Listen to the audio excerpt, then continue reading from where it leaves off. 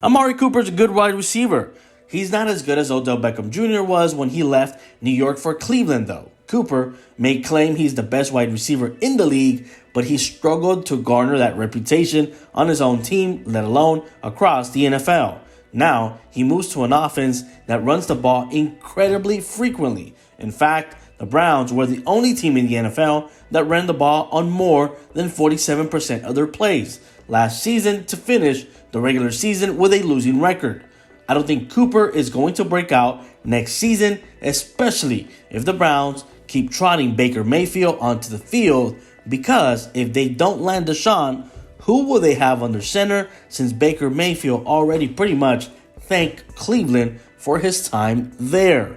Since 2018, Cooper has always thrived around the deep intermediate part of the field. Mayfield ranked 23rd in those type of throws. Yes, Prescott ranked lower than Mayfield that season, but Prescott also only played in 5 games that season.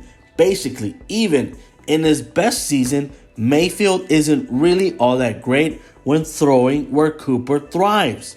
The Browns did release wide receiver Jarvis Landry, which means Cleveland does not have a reliable target outside of Cooper, and without a second deep ball threat, teams are going to focus more attention on Cooper in coverage. With Mike Williams re-signing with the Chargers and Chris Godwin being franchise tagged and working on an extension with the Buccaneers, there aren't too many great wide receivers left available. Both Juju Smith-Schuster and Allen Robinson are still free agents. Maybe the Browns could focus on signing one of them, but their time would be likely better spent trying to trade for an upgrade at quarterback.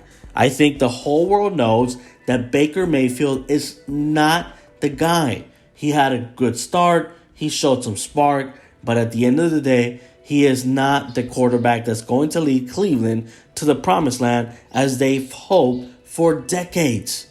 All this being said, I still think this is a solid deal for Cleveland.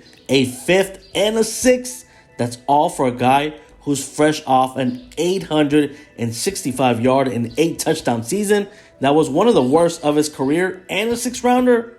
Yeah, I mean, if you're Cleveland, you have to take that deal any day of the week. Although Cooper may not be used as effectively as he or any fans would like, he's definitely worth what the Browns gave up.